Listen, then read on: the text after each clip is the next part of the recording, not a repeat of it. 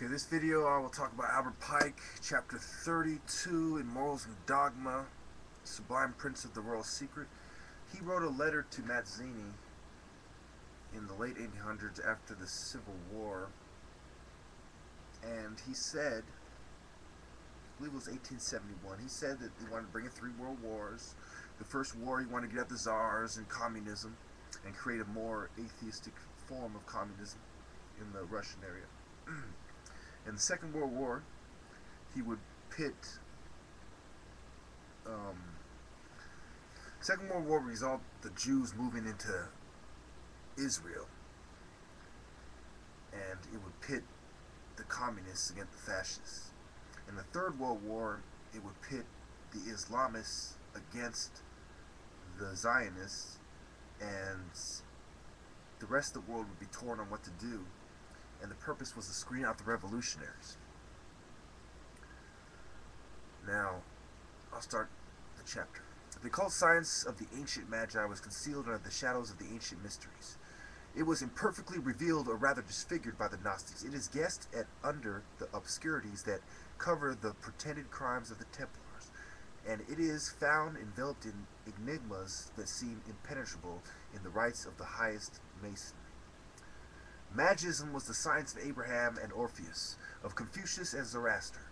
It was the dogmas of this science that were engraven on the tables of stone by Hanok and Trismegistus. Moses purified and revealed them, for that is the meaning of the word reveal. He covered them with a new veil. When he made of the holy Kabbalah the exclusive heritage of the people of Israel and the inviolable secrets of its priests, the mysteries of Thebes and Ulysses preserved among the nations some symbols of it, already altered, and the mysterious key whereof was lost among the instruments of an ever-growing superstition. Jerusalem, the murderess of her prophets, and so often prostituted to the false gods of the Syrians and Babylonians, had at length in its turn lost the holy word, when a prophet announced to the Magi by the consecrated star of initiation came to render asunder the worn veil of the old temple in order to give the church a new tissue of legends and symbols that still and ever conceal from the profane, and it ever preserves to the elect the same truths. It was the remembrance of this scientific and religious absolute of this doctrine that is summed up in a word of this word. In fine, alternately lost and found again, that was transmitted to the elect of all ancient initiations. It was this same remembrance, preserved or perhaps profaned in the celebrated order of the Templars, that became for all the secret associations of the Roy's Cross or the Illuminati and of the Hermetic Freemasons the reason of their strange rites, of their signs more or less conventional, and above all of their mutual devotedness and of their power. The Gnostics caused the Gnosis to be proscribed by the Christians, and the official sanctuary was closed against the high initiation. Thus the hierarchy of knowledge was compromised by the violences of usurping ignorance, and the disorders of the sanctuary are reproduced in the state for always, willingly or unwillingly. The king is sustained by the priest, and it is from the eternal sanctuary of the divine instruction that the powers of the earth, to ensure themselves durability, must receive their consecration and their force. The Hermetic science of the early Christian ages, cultivated also by Geber, Altharibius, and others of the Arabs, studied by the chiefs of the Templars and embodied in certain symbols of the higher degrees of Freemasonry, may be accurately defined as the Kabbalah in active realization of the magic of works. It has 3 analogous degrees: religious, philosophical, and physical realization.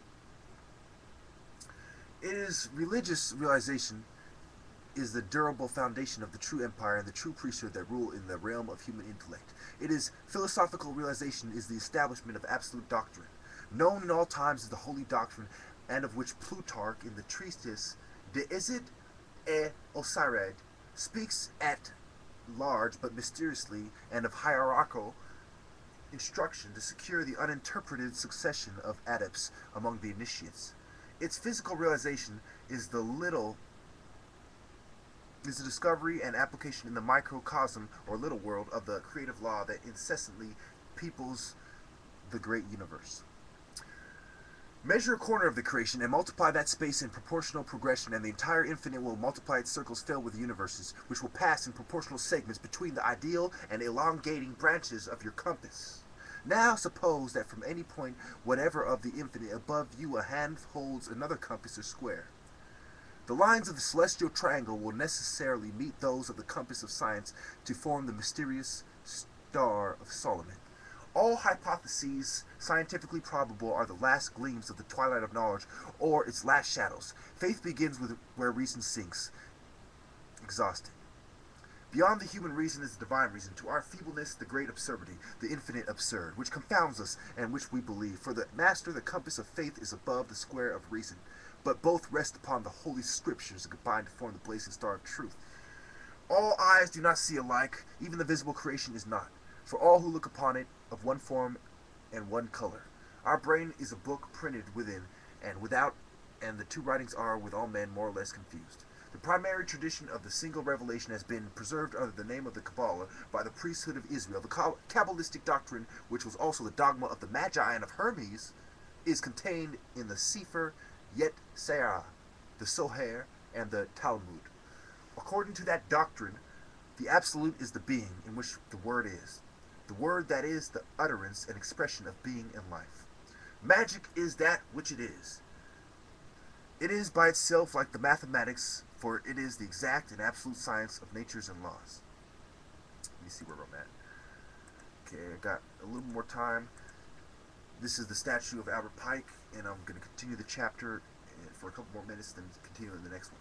Magic is the science of the ancient magi and the Christian religion, which has imposed silence on the lying oracles and put an end to the prestiges of the false gods. Itself reveres those magi who came from the east, guided by a star, to adore the Savior of the world in his cradle.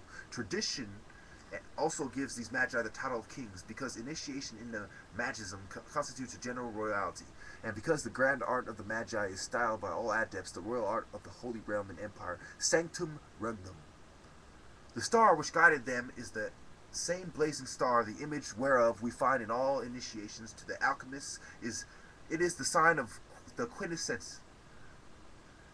To the magist, the great arcanum. To the Kabbalists, the sacred pentagram.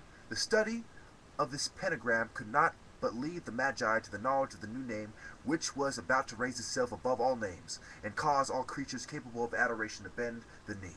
Magic unites in one and the same science whatsoever philosophy can possess, that is most certain, and religion of the infallible and the eternal.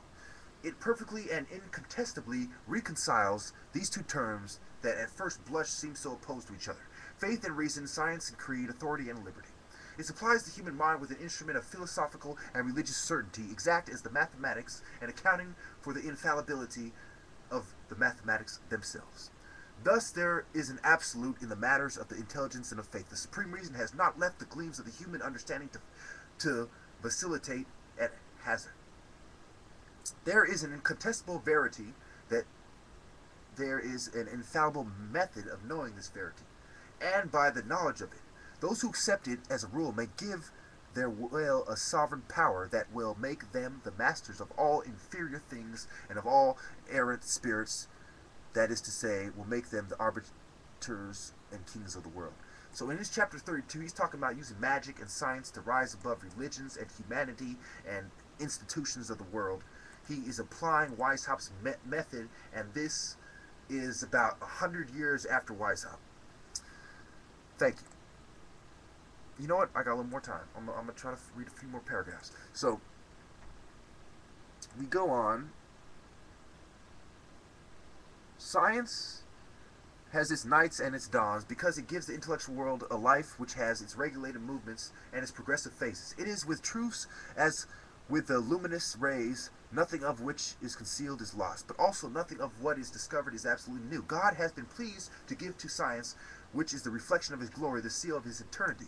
It is not in the books of the philosophers, but in the religious symbolism of the ancients that we must look for the footprints of science and rediscover the mysteries of knowledge. The priests of Egypt knew better than we do the laws of movement and of life. They knew how to temper or intensify action by reaction, and readily foresaw the realization of these effects, the causes of which they had determined. The columns of Seth, Enoch, Solomon, and Hercules have symbolized in the Magian traditions this universal law of the equilibrium, and the science of the equilibrium of balancing of forces had led the initiatives to that of the universal gravitation around the centers of life, heat and light.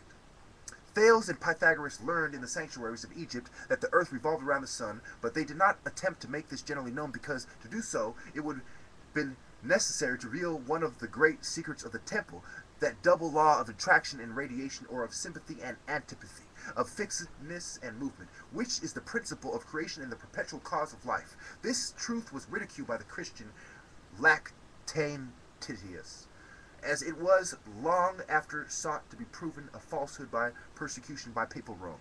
So the philosophers reasoned with the priests, without replying to them or even smiling at their errors, wrote in those hieroglyphics that created all dogmas and all poetry the secrets of truth. So he admitted the Egyptians know better than him. That's important to note, and I'll continue this in the next video. Thank you.